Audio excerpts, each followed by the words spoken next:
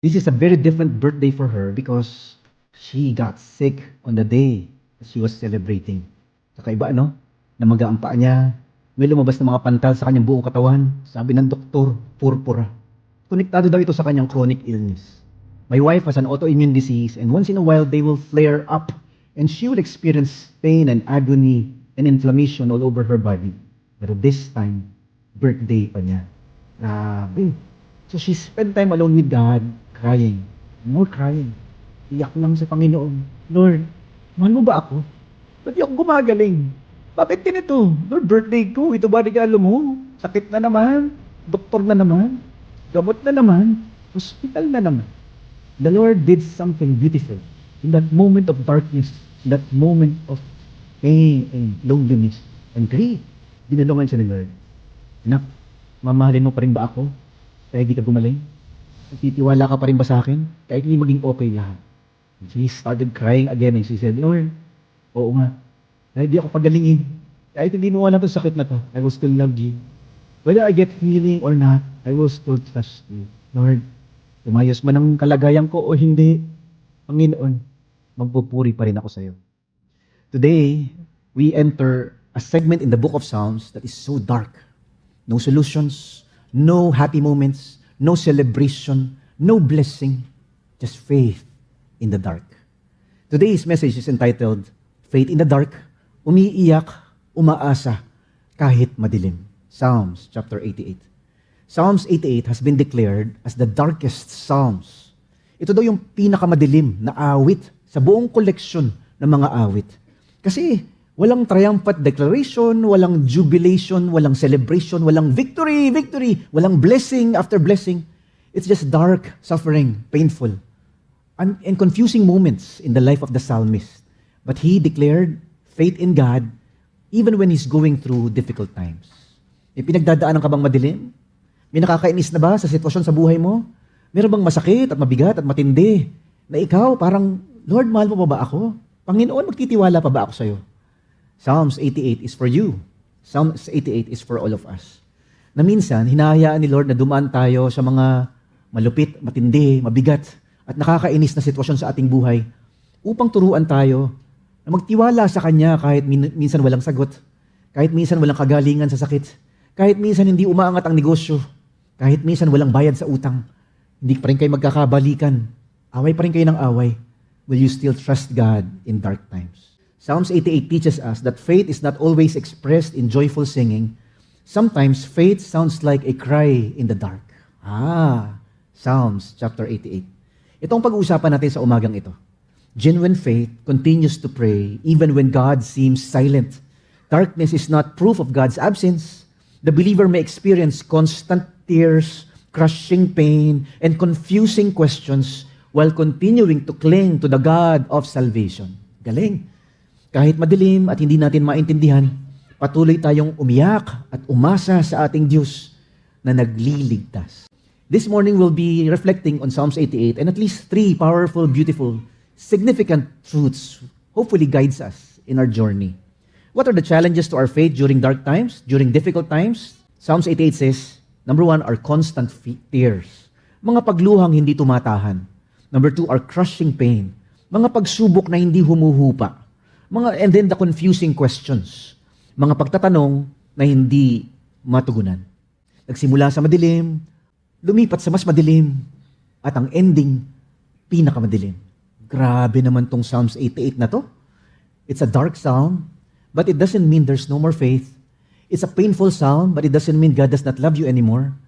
It's a difficult, down, discouraging psalm, but it doesn't mean God does not exist anymore. Sige nga, let's dive into this wonderful but painful psalm. Number 1, the constant tears. Mga pagluhang hindi tumatahan. Minsan daw, ang pinakamalakas na ekspresyon ng pananampalataya ay hindi yung tayo pumapalakpat at umaawit sa Diyos o tayo nagdiriwang dahil sa blessing ni Lord. Sometimes, a profound expression of faith is when we cry unceasingly and we constantly grieve because of a loss or a broken heart. Psalms 88 verses 1 to 2 says, Lord, God of my salvation, I cry out before you day and night. May my prayer reach your presence. listen to my cry. Grabe, ano? Everything begins with prayer, and that's how Psalms 88 began. Even when you feel abandoned, even when you feel that God is not listening, you start, Lord, nananalangin ako araw at gabi. The psalmist, even though he's going through tough times, he does not walk away from God. He doesn't run away from God. Instead, he runs towards God in prayer. Di ba? Mapapansin niyo ang simula niya, Oh Lord, God, my Savior, the God of my salvation. Ito ang pinaka-angkla ng buong Psalms 88. The anchor to the entire dark psalm is the God who saves us. Galing, ano? Kumbaga, Lord, hindi ko makita ang iyong sagot. Hindi ko maintindihan ang iyong plano. Hindi ko maramdaman ang iyong pagmamahal. Pero Lord, alam ko, ikaw ang magliligtas sa akin. Ikaw ang tutulong sa akin. The Hebrew word he used is Yeshua, the God who saves. Yon, Psalms 88. It means rescue. It means deliverance. It means salvation. It means the God who helps me in my predicament and in my situation. It means ang Diyos ang magliligtas sa akin kahit na may pinagdadaanan akong mabigat. Kahit na parang wala ng pag-asa.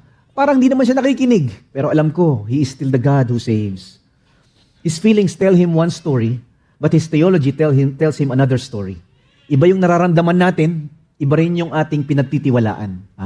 Minsan, you still believe that God is good even when you go through the bad. Faith chooses to cling to what God has revealed rather than what emotions alone suggest to us. Minsan, madaling madaya tayo ng ating pakiramdam. Pakiramdam mo, hindi naman nakikinig si Lord. Pakiramdam mo, hindi naman tumutugon ng Diyos. Pakiramdam mo, hindi ka na mahal ng Panginoon. Pakiramdam mo, iniwan ka na ng Diyos. Pakiramdam mo lang yun. But the truth is different from what you feel. Theology is different from your emotions. And our struggles does not define who God is. Instead, it defines our situation. It defines our circumstances. Notice, another detail, sabi niya, I cry day and night. Nasubukan mo na ba yun? Lord, umiiyak ako sa iyo. Nananalangin ako sa iyo. Gabi at araw. This is not occasional prayer. This is continual crying out to God. His suffering has not silenced His prayers. It has intensified them. Minsan daw yung ating mga panalangin mas tumitindi kapag mabigat talaga ang ating pinagdadaanan. Itong psalmist na to, yung author ng Psalms 88, ayaw tumigil umiyak. Ayaw tumigil manalangin. Day and night, I cry out to you, O God. Kasi alam ni Lord, sakto tong Psalms 88 sa bawat isa sa atin. Kasi alam ng Diyos na hindi lahat ng nangyayari sa buhay Kristiyano ay masaya at masarap at matagumpay. The Christian life is not always a bed of roses. It's not always blessing after blessing. It's not always healing and prosperity and good times. The Christian faith is also about dark times. That's why Psalms 88 is all about us. Meron iba sa inyo, may pinagdadaan ng chronic illness. Sabi ng doktor, wala na, walang gamot dyan. Forever na yan. Some of you are struggling with depression. Parang kahit anong gawin mo, hindi ka sumasaya-saya-saya. Parang hindi matanggal-tanggal to lungkot na ito. Parang ayaw mo na, gusto mo nang sumuko. Some of you are struggling with a grief that refuses to leave. Lord, tagal na niyang nawala, namatay yung mahal ko. Pero ba't ayaw mawala itong luksang ito? Bakit ayaw mawala itong grief na ito? Some of you have prayed for years. Tagal mong pinagdadasal, taon na, dekada na. Wala pa ring sagot ang Panginoon. So you smile on Sunday, but Monday, you're down again, you're grieving again, you're brokenhearted again. Psalms 88 is very precious for us who are going through tough times and difficult times. Parang isa rin sinasabi sa atin ng Psalms 88, okay lang magpakatotoo sa Diyos. Okay lang maging totoo. It's okay not to be okay. Parang palabas yun, Na pwede palang maging totoo sa Panginoon. Pwede palang umiyak, Lord, hindi ako okay. Lord, hindi ako makapraise the Lord. Lord, hindi ako makapagpuri at magtatalon at sumayaw at pumalakpak. Lord, gusto ko lang umiyak talaga. Ang sakit pala nito. But Psalms 88 is also inviting us to understand that we can still trust God even when it hurts. We can still have confidence in God even when we go through dark times. May pera man o wala, Panginoon, mahal pa rin kita. May kagalingan man sa sakit na ito o wala, Lord, magtitiwala pa rin ako sa iyo.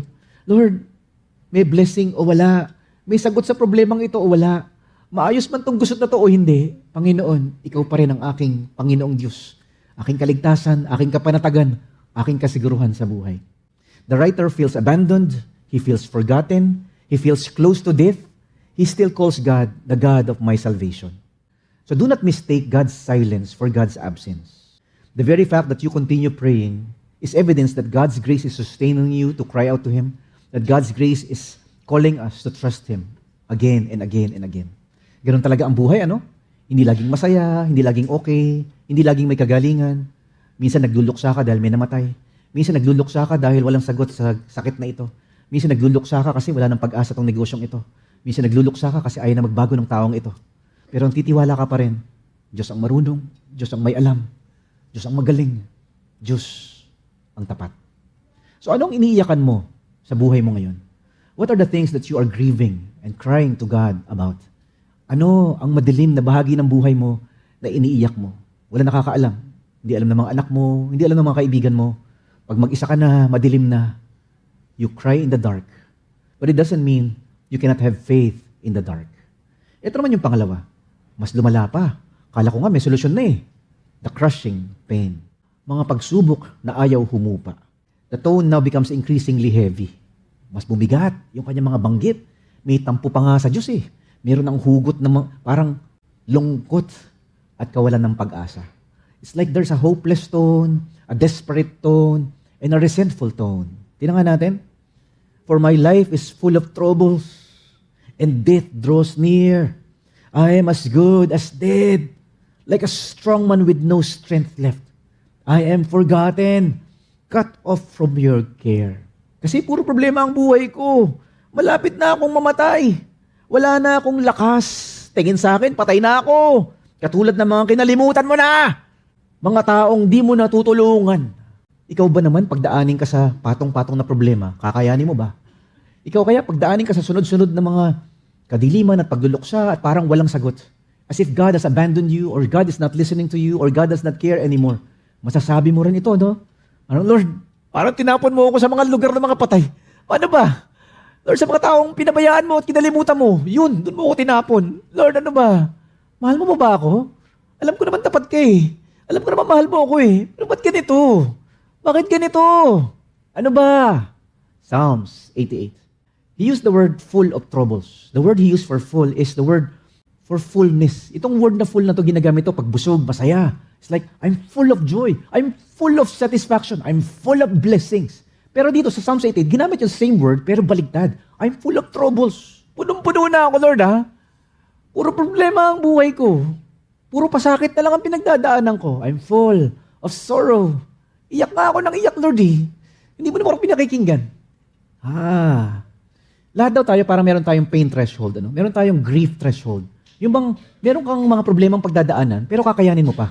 Oh, namatay yung mahal mo, medyo yung anak mo ay napatawag sa principal's office, kaya mo pa. Na-hospital yung nanay mo, nasa ICU, baong kayo sa utang, kakayanin mo pa. Pero kapag stage 4 cancer ka daw, tapos tatanggalin ka raw sa trabaho, tapos yung isang anak mo, sinugod sa ospital, nabangga daw ng motor. Lord, ano ba? Punong-puno na eh. That's the word. I'm full. Sagad na, Lord. Kaya ko kung 3 problema lang. Pero Lord, sandamakmak. Sunod-sunod. Patong-patong. Psalms 88 is for all of us who's going through a season in our lives na parang hindi mo na kaya. Na parang, Lord, tawag ako ng tawag sa'yo. Parang di ka nakikinig. And then he describes, Lord, my life draws near to Sheol. My life is like entering the dead. Sabi niya, you have thrown me into the lowest pit, into the darkest depths. Tinapon mo ako sa napakalalim na hukay, sa pinakamadilim at malalim na libingan.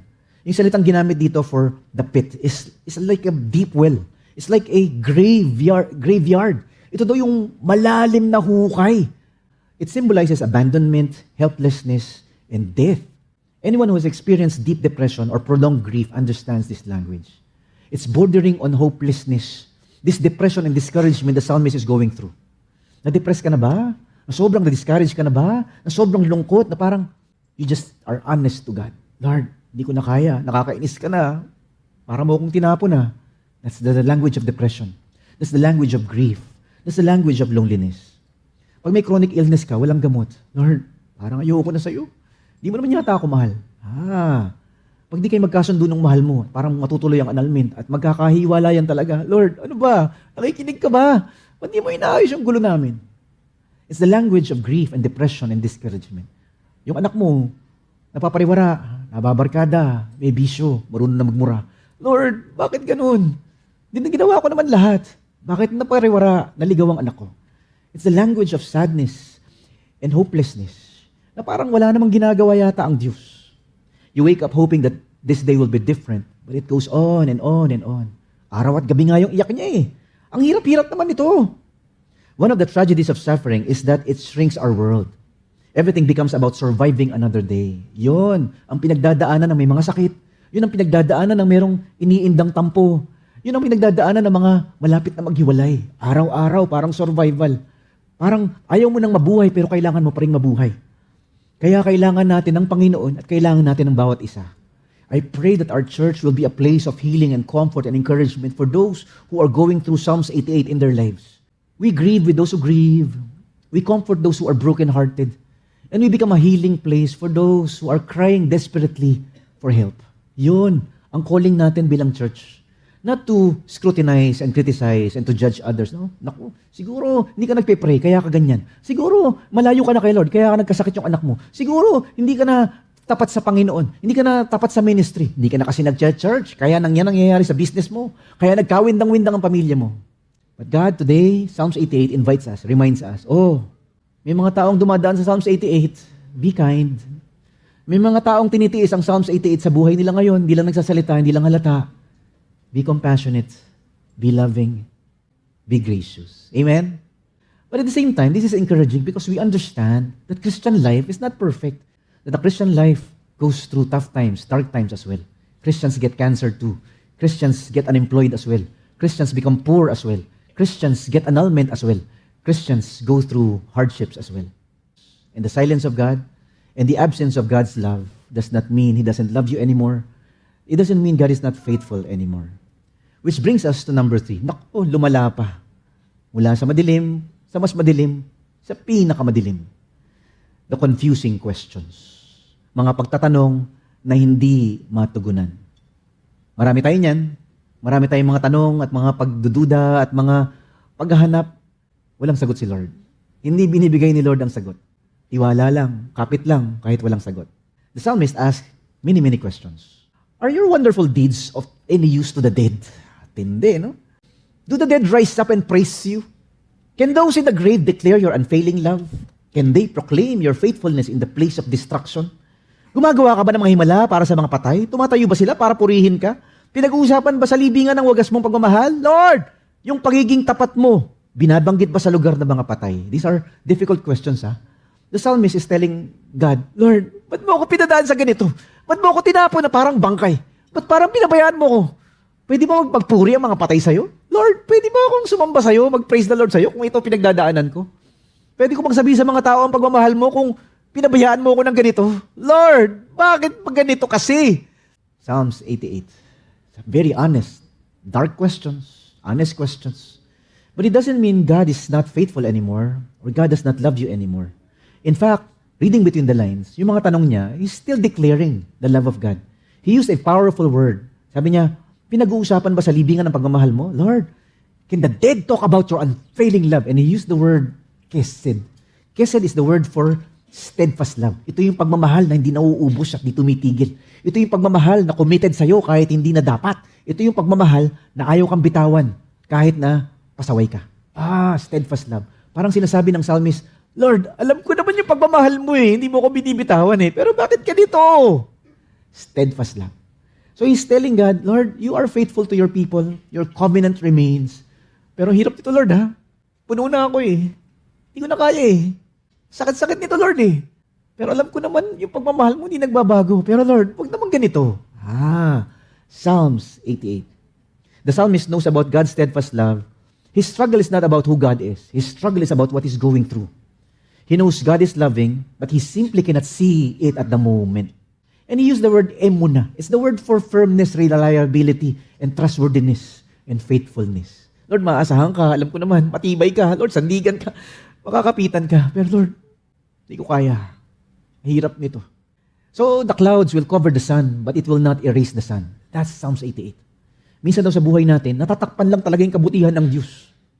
The problems and the pain and the suffering will cover God's faithfulness. Parang, Lord, parang hindi ko na makita yung katapatan mo. Mahal mo pa ba ako?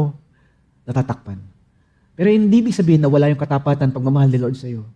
So we trust God through the dark times. We trust God through the clouds. We trust God through the storms, even when we cannot see, even when we cannot understand. The sun is there, even when the clouds are thick and dark. That's the journey of faith. Minsan hindi puro blessing talaga. Minsan walang gamot. Babay na lang.